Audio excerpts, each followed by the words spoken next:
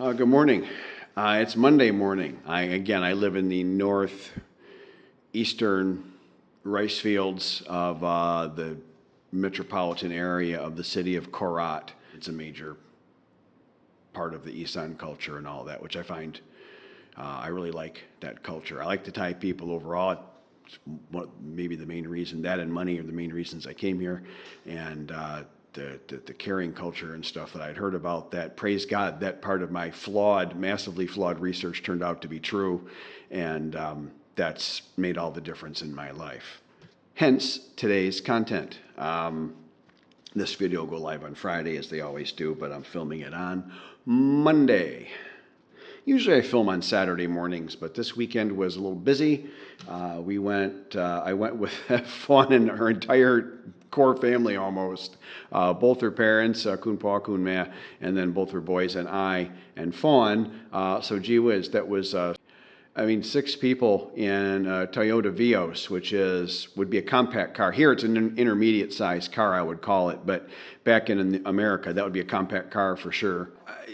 This thought kind of occurred to me organically over the weekend, which often happens. And what occurred to me was all the help I was getting, and I've got some bonus footage where you can kind of see where this might have popped into my head, about the things you should be getting here retired in Thailand. Now again, my channel is about an older guy looking to find a peaceful place with some love, care, assistance, and support to pursue his happy, peaceful retirement. And it doesn't mean a life of free of vices or something. I mean, if I wanted to go out and have a couple, 3 beers every night, I could. I don't have the health for that. But if you were like to have a couple of cold ones, and again, snooker is controversial out in the traditional culture. You want to kind of watch how you do that, and you do what you want, but just be aware that not everyone that likes that game likes it for playing billiards or whatever. They like it for the gambling and the money and the fast money and the drugs and a little bit of a life of crime sort of aspect to it. So you would want to make sure you're engaging with sporting gentlemen and not maybe a criminal element. Just a piece of soft advice there for you. That the other end of it is what I see here mostly. Fawn points it out to me, and I'm like, oh. Yeah, I get that now. So I could be doing any kind of lifestyle I wanted out here. I mean, other than chatting with a pile of expats every day that are functioning adults. That would be very hard to find out here. Not to beat a dead horse, but most Westerners that come here, and it's overwhelmingly most, let's just call it what it is. And this is by every friend I've ever had here, every account from every rational stranger I had a short conversation with, all say the same thing, that a lot of guys come here to crawl into a bottle, I think. So if you wanted to really socialize, I would say with Westerners, a rural, quiet, suburban Isan retirement really wouldn't be my first choice. I would encourage you to find cost accommodations that work for your retirement, at least if not in. And I understand why you might not want to be in one of the tourist cities. I sure would not want to be. You could be, a 10 or 20 minute, motorcycle ride or car ride or bicycle ride from a place like that, and then you could mingle with your fellow countrymen and as frequently as you like or need or whatever. But you get the point that you can kind of explore almost any version of your retirement you want.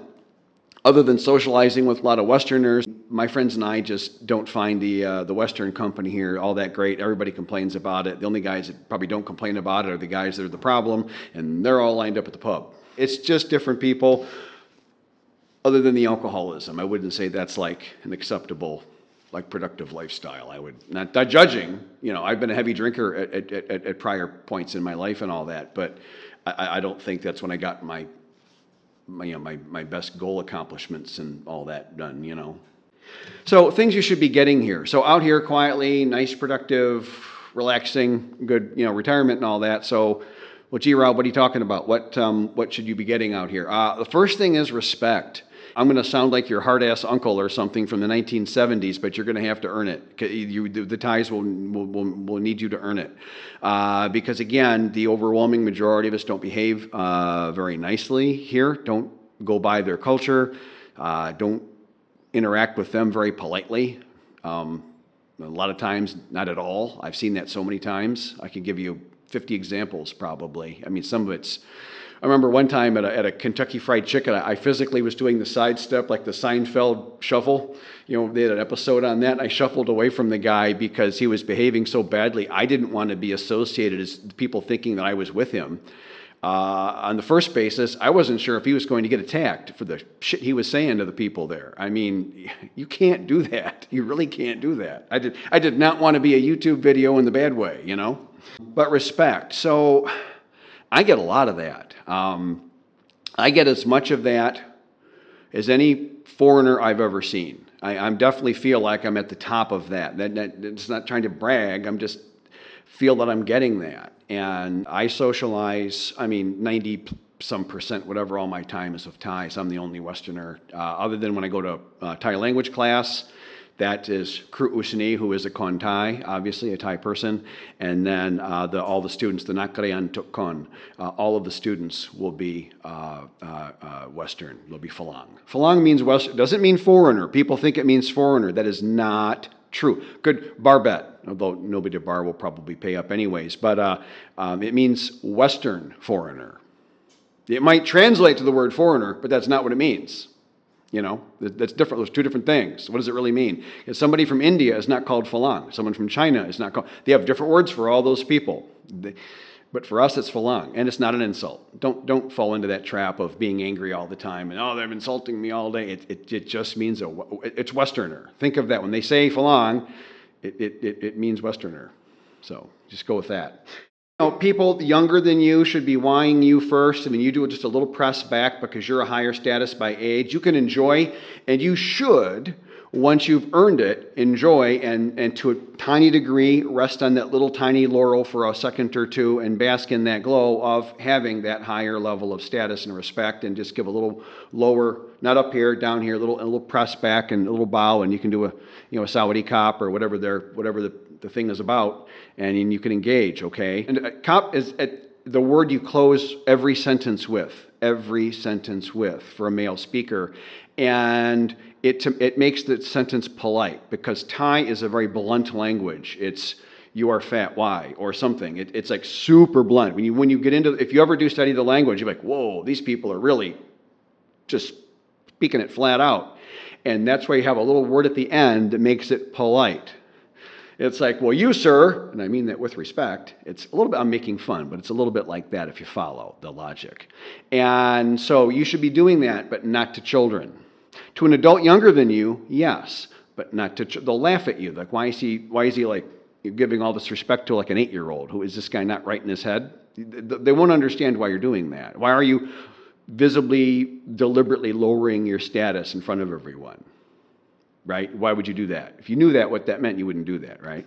That's a big one to give up, because I've had, based on being respectful and getting respect back, I've had Thai people warn me, hey, that person's not so good. That person, they're trying to scam you. This guy over here, and these are all real examples for me. And I've had one, this guy over here, he's been hitting on your fiance.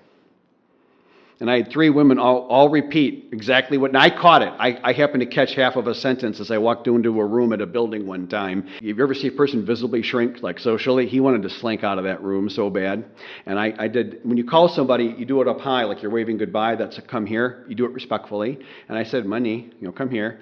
And then I said, Bai Tang Nok, we're going to go outside. And then we had a little chat. And it was fine. I didn't get violent. I didn't threaten violence. Never do that here. I just, with a firm voice, I've got a big voice, as you can tell. And I just said, you cannot do that. I said, my high, I do not allow. Which is very strong. You normally wouldn't say that to an adult. That would be something you say to a child or an employee. But I gave him a my high, and that's the end of it. And it was. He's been a peach ever since. So that's respect. Now, this helps me because I'm navigating way out in the jungle here, as we say, and I rely on this help around me. You may not need all this, and that's great, but some level of respect, every guy likes that. No guy says, yeah, man, my ex-wife disrespected me every single day. I loved it. Hated to leave her. Nobody says that, right? Okay. Saving money. You should be saving money here. Every once in a while, I'm not laughing at anybody, but it was like such a crazy comment. One guy commented on my channel 3 months ago or so. He's like, man, I can't go to Thailand. I spend money like water over there. It costs double, triple what I spend back at my home in the West. And I was thinking, what is he doing here? How many bags of cocaine is he buying every night? I mean, I don't even know how that's possible. I have one friend here in particular who's not a very wealthy Westerner, but he's smart. He's smart. He's a retired business owner, and he really manages that budget wisely. And if you were to know him but not really know him like I do, you would think he's rich. Just now, if you look closely, does he go to dinner all that often? Oh, actually not. Is his car, it looks nice, but it isn't actually all that new. You know what I mean? It's like that. You get my point that you should be saving money here. You should really be, it's not expensive. Many foreigners don't realize or maybe fully digest is that the Isan Thai culture is frugal. So if you've got a woman, no matter how smoking hotness she is, if she's always calling for money all the time, she's not really part of the culture. And if the culture is being good-hearted and generous and humble and caring and frugal, and she's not doing the frugal part, is she doing the other part? Probably not. In my experience, I'm going to go with never. I've never seen it. You get a woman who's money hungry and a gold digger and all that. Oh yeah, but she's really good-hearted. I didn't see that back in America, and I sure as heck don't see that here. Here's a good one. For a first date, take a woman to the mall and just go walking around and just find a mall that has a restaurant in it that you like, that's a good restaurant that you've checked the menu with her. She likes it because food's very important in this culture. Thai women can eat like a fat man at a free buffet. I mean, you will be shocked at what a little 40-kilogram Thai woman can pack down.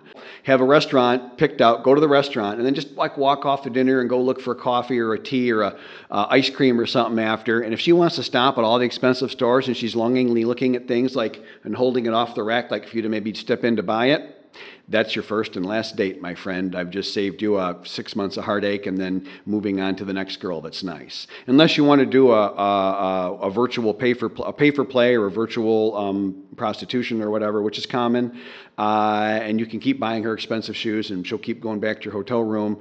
And I'm not making fun. If that's what you like, that's great. But you can get that out here. If you're a playboy type, which they call jiao chu, which translates to butterfly, one butterfly going from flower to flower to flower, if you follow me. If you're the jiao chu type, which is fine. I have no problem with that. You can have that here too. In fact, then you would like the snooker bars and the karaoke bars not often, but sometimes, even in places where you would think they wouldn't. And it took me years to notice a couple places like that.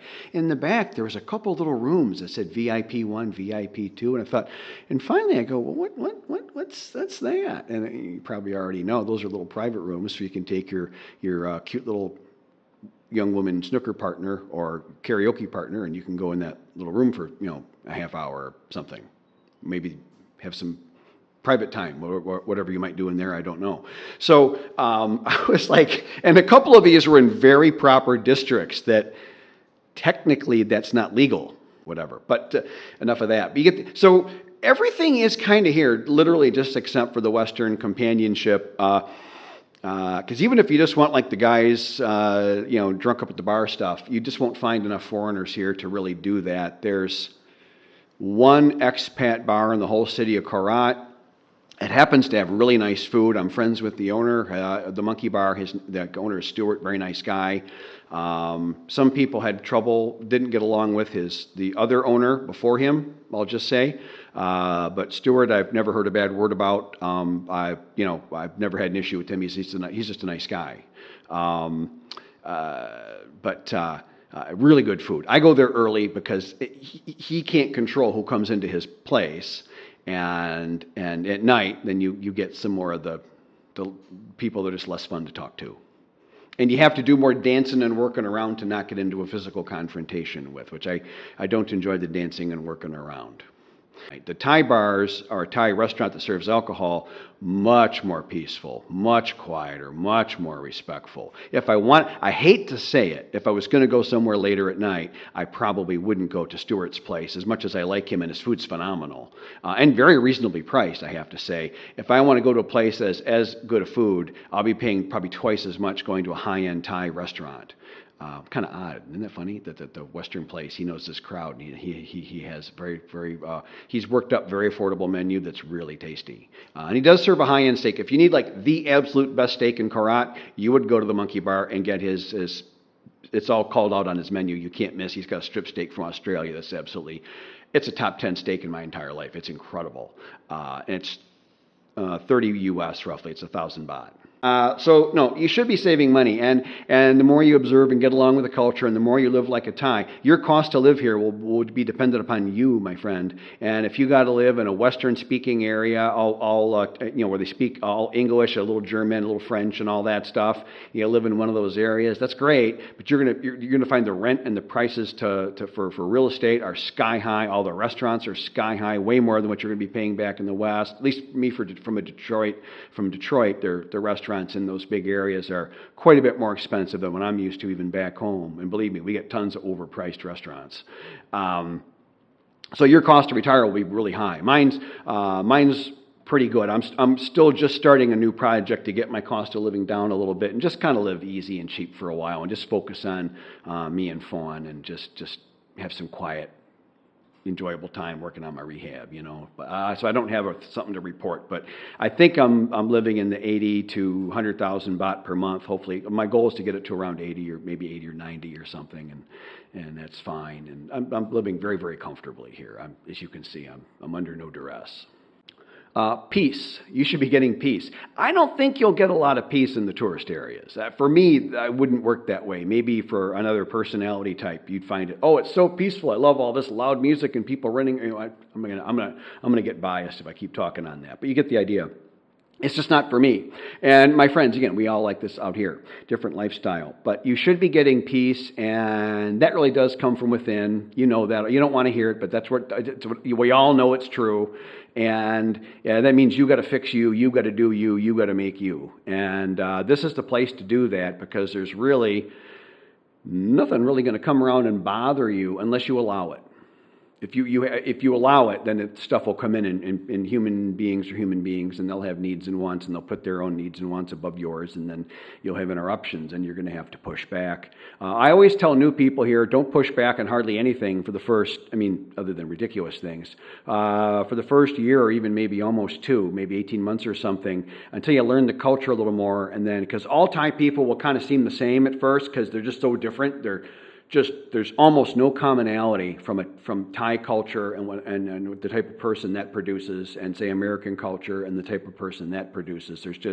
We are virtually different in every single possible respect, and you won't be able to tell one thing from another. You'll just see Thai person.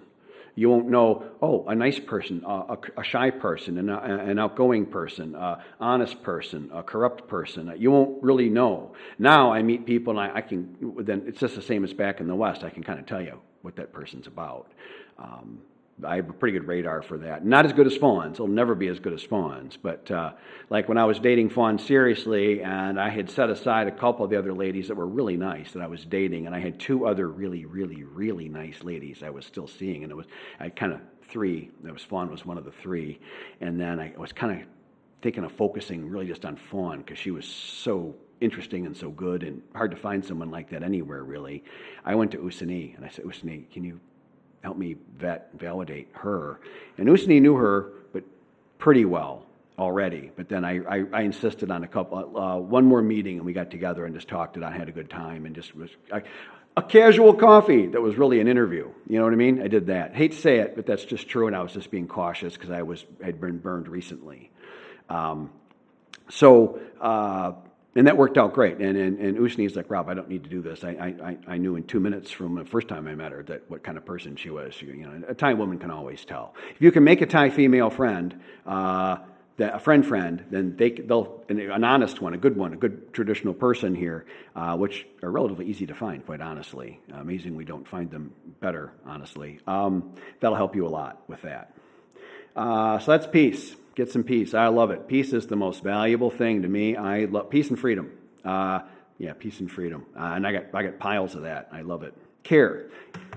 Yeah, I talk about this a lot because I need it, but and I'll tell you, I rarely mention another channel on YouTube that I watch because I just don't want to get into the whole baggage of whatever anybody else is talking about. But there's a guy I listen to every once in a rare while, and I do not agree with everything he says. Obviously, he's very smart. That guy, Dr. Orion Taraban, however you pronounce it. And I only watch it once in a while. I take everything that everybody else says with a grain of salt at age 61 because I've learned that nobody's right all the time, no matter who they are. Point being that even he's like the most extreme guy that I would take seriously in what he says. And even he said that one of his clients was 65 before he considered settling down. And he said, gosh, that's awfully late. So, and I'm 61 and in relatively poor health. So I know I should be settling down. If I was in a lot better health, I probably wouldn't have settled down quite yet. I would have maybe had a couple more years of bachelorhood and doing whatever. But this was just a smarter decision for me. Fawn brings a lot of good things to my life. She's a sweet, sweet, kind person. I really feel that we genuinely, really sincerely care for each other, despite a bit of an age gap, which is always a little bit of an issue, and people can have a problem with it or not. That's on them. But she really wanted somebody to care for her, and I was the best fit for her, and she was the best fit for me. And then look at that, what you get, and you get a nice relationship. In my opinion, second marriages, which we're heading towards for both of us, and older type, age gap type relationships as well. And so we're all of that at the same time, all tend to be a little more pragmatically founded, which I think is a good idea. Probably why. I don't know this, but I'll bet you if you did a global study of arranged marriages versus people just going to the bar, dancing sexy, and thinking they fell in love and getting married, I'll bet you the arranged marriages do better over time because the adults in the relationship are picking people that are compatible long term. So care. So, and care in every aspect. Yeah, she helps me with all the physical stuff. She reminds me about any medications. She reminds me and manages all my doctor's appointments, which are unrelenting, let me tell you. And because like this week I got a big one. Again, I got all day freaking blood work all freaking day, whatever. And I wanted my fancy dream motorcycle. She begrudgingly in the beginning, and now she appreciates it. She helped me with that. She helps me with my visa, obviously. My visa every year renewing, it's a piece of cake because Fawn manages everything for me. And she's a government employee. She shows up there in her little uniform. Oh, look at that. All my paperwork stamped in 20 minutes. What a coincidence. Versus if I showed up with a bar girl, what do you think? It might be all day, huh? All right, so that was the care part. And then the other thing is I added in a fifth, recovery. I think, my opinion, but I think by the time we all come here as retirees, we've had bad things happen to us, physically, financially, whatever, and you're going to need some frickin' recovery. And I would take time and work on your recovery and lick those wounds, whatever they might be, for a little while before you go and make any big rash decisions and say, I'm going to marry this girl or I'm going to live here. I mean, the smartest guys I see are the guys that travel around different areas in Thailand, dating lightly, not falling in love with every single girl that will say yes and go out on a date with them, or on a second or third date, go away for a weekend with them, which is something you wouldn't often get in the U.S., but you will get here. And that's very exciting, and I get that, and I've done that, and that's great, and it's exciting, and it's fun, and it's wonderful, but you can't let it go to your head. But the guys that take time, calm themselves down and say, you know what, they really like the mountains. And yeah, I like the mountains of Pak Chong, but there's taller, bigger, cooler weather mountains way up in the north. And you can look up there. I think it's north of Chiang Mai. I'm not sure. I've never been there. It's on my list to go to. I've only been recently able to travel. I've been here almost 4 years, and I'm just barely mobile again. It's been that hard for me physically, okay? But it's on my list to go. So I'm sorry, guys, I'm so poorly traveled here, but I physically have been unable to do it. I know a ton about village culture because I've been here for 4 years. I couldn't go anywhere, but now I can go around a little bit. This weekend I'm going to Bangkok, actually. But those guys are smarter than heck, I think. They realize, they really want the beach. They want to live on an island, a Gauchang Island, which I know is redundant, but that's how we say it. Stuff like that. There's so many different places. Up in the Northeast along the Mekong River, man, I like it up there. If I was looking for a spot to settle down, I could not be complete in my analysis without going to the extreme northeast end of the Isan region along the Mekong River. And there's a whole big, long, up north and all around to the east. It covers the whole quadrant. Many places along there. You can look up on a map and tell these different cities. I've been to all of them, and that I did do. And those are nice up there. It's quiet, nice. You're appreciated up there. Very few foreigners because it's remote, and you can live your life. I would look at that. Going straight north and northwest a little bit to the north region. I like how they talk there. They Bokwan. It's a sweet talk. Their local regional language is very sweet, and it's easier to understand. I'd be tempted because of the language. And if I had a girlfriend that was talking like that to me all day, well, I could get used to that pretty darn quick. It's beautiful. It's like a Southern Belle kind of accent. It's really beautiful. It's my favorite Thai. There's 5 Thai languages. That one's my favorite. But the culture, I like the Korat culture better. If I could mix those two, and then put it at a beach somewhere. Gonna get a planetary blender. I need a planetary blender and make some magic spot somewhere. But I did the beach a lot as a younger guy. I was a beach guy, Caribbean guy. Got it out of my system, kind of. It's that old saying that when a guy's got his back to the beach, he's sitting in a beach bar, and you've picked one of the stools where your back is to the beach. All the tourists line up on the other side of the bar staring at the beach all day. When you've been there a long time, like I was, and you're sitting at your back to the beach just eating your sandwich, because the beach is not going to go anywhere while you're eating your sandwich. For the first 6, 7, 8 years, you're worried the beach is going to disappear if you stop staring at it. So you can't. I'm telling you, you can't. Most people can't. After a while, I did that, been there, done it, got the ticket. I'm good. So, but one day I'll want to go back to that. When I think one of these years, in the future, I'll probably set up or I spend a month at the beach somewhere. Just do a month. That's too long. You get the idea. But there's all that down there. It's beautiful. You can go extreme far south. I would stay away from the border with Malaysia. That's the only place in Thailand that's consistently violent. It's the only place in Thailand that's consistently violent. I would not go near the Thai-Malaysian border. You do what you want. The whole Gulf of Thailand is a whole other universe. There's so much there, that I haven't explored most of that. I've only been to a couple little places, but I hear and my friends talk about. I know there's just so much there. It sounds like so you can find spots where you're happy. To me, this just works. I am so internally motivated and so focused. I just got this quiet place here. Korat's got enough of the amenities I need for. I can buy I can maintain my crazy motorcycle and. Do all the gym and fitness and rehab and get most of my medical care. I only have to go to Bangkok a couple times a year for the more advanced medical stuff. Nearly everything I can handle in Korat. It's that big of and sophisticated of a city. So it works out well for me. And it's low cost, and I feel like I'm not burning all my cash at some alarming rate. My unsolicited piece of advice would be to just live below your means. Always have a little cushion. If you can afford so much, spend 70-80% of that. Keep some cushion. That'll make you happy. Financial stress will not make you happy, and for God's sake, financial stress when you're retired will eat you alive. So, again, Korat's a pretty cheap place to live, and if you live further out into the rice fields like I am, it gets to be very cheap, and even cheaper than here. There are places. As you go more north and more east, and out into the jungle, another 20 minutes or so, prices just plummet. Now it would be an hour ride by motorcycle to go to the gym every day. Probably not workable for me. I couldn't physically do that. I'm at my limit here. But if I needed a more financial relief, I could have gone further out. And you'll find the women are more interested. Your dating pay grade goes up, which you have to at some point kind of be careful that I just don't think it makes rational long-term sense. Like if I just hypothetically, if I was single, and because I had this happen, I went from here probably a half hour north into the jungle and went and looked at a gym. It was a real old school gym. There's some guys that were just absolute killers there. I'm not in shape to train there yet. Maybe I never will be. But very quickly, a couple of very, very young, very, very pretty ladies were really letting me know that they were really interested in me. And that just isn't.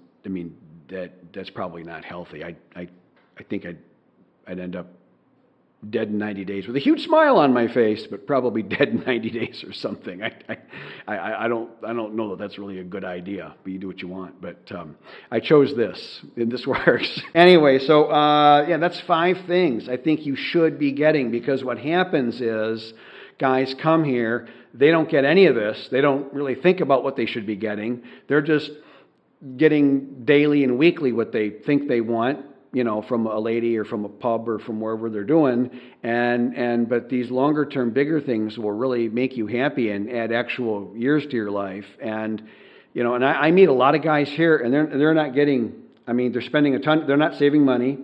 The ties around them are not respecting them. I hear them talking. They do not sound like a person at peace at all to me, and I know the difference at age 61, and so do you. That's pretty obvious. And whether they're getting any care or not, I couldn't tell you. It sure doesn't look like it, I'll tell you that. And then recovery, couldn't tell you on that, but I'll give it a big fat I doubt it. So they're probably getting none of these 5 things. I'm getting all of them. I think these are 5 huge flipping things. If you get these 5, everything else you can negotiate, you know. So anyways, that's it. Probably talked too long as it is. Thanks, everyone. I'll try and get some cute bonus footage with fun in it and put together a video. That's nice. That car there, I should have got it. It runs a local sandwich shop I come by to. It was nice of him to stop by, say hi to me, and we had a little chat. And he asked what I was doing here. I told him I was waiting for Fawn. So, just when you build a little bit of a positive reputation and people want to engage with you a little bit versus, I've never seen them engage with another foreigner around here.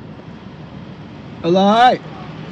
I'm going to quietly step out of the price negotiations on the trees. I made a joke. I asked if they had a discount for foreigners, and then she's looking at me a little bit. But yeah, it was, you know, and then I asked, was there a discount for rice farmers? And then using their colloquial term for rice farmer, which probably surprised her that I knew that. And then she laughed pretty good. And now I hear her mother hitting her pretty hard on the price on some of the stuff, and so I'll just step out. My presence does not help with this, if you follow. So we're picking trees, and they're all looking good. And isn't exactly what I was thinking in my mind, but again, this is just the time to compromise and just to move on and be happy. And these are fine. These are more than fine. I'm lucky to have what I have already. So we're just gonna pick some stuff, get it delivered, and her mom and dad will plant it, and I'll buy dinner or something, and it'll be awesome. May have to turn off the video, get a copyright strike. Someone's playing loud music somewhere, but we've arrived at some new restaurant. Meet my friend Johnny. Hang on, I'll take photos. There it is. Looks really nice. Nothing to see here, just a security guard trying to put a dozen trees in the trunk of my car in a restaurant. And then we left early because I thought my friend was going to die. We're all getting old, and he had some kind of attack or something. I've never seen somebody, they say he turned white. He turned white like a shirt. I paid my bill, I paid his bill. Fawn got all his wife's stuff, and we all carried him to his car, and they're going either home or to the hospital, depending on how things go from there. She's a nurse, so that's good. And he gave us some trees, so he's okay. We think he's fine. And now we're getting the trees. So welcome to Thailand. As promised, I've put together a little slideshow. This is just a cute impromptu photo. Fawn was protecting my expensive Harley-Davidson hat by putting it on her head. And I don't remember where this was taken. I took this photo as well. Somewhere in the last week we were walking somewhere pretty, but I don't remember that particular trail. And then this is a new restaurant. I made a post with this on my Facebook page, which I need to announce. I just am not really paying a lot of attention to it, but I do have a Facebook page now. Great meal there. And then here's Fawn. I'm very proud of her, and she's rightfully proud of herself. This is her in one of her official government uniforms, and she's done very well for herself. Thank you for watching my YouTube video. If you've watched this far, please consider hitting like and subscribe.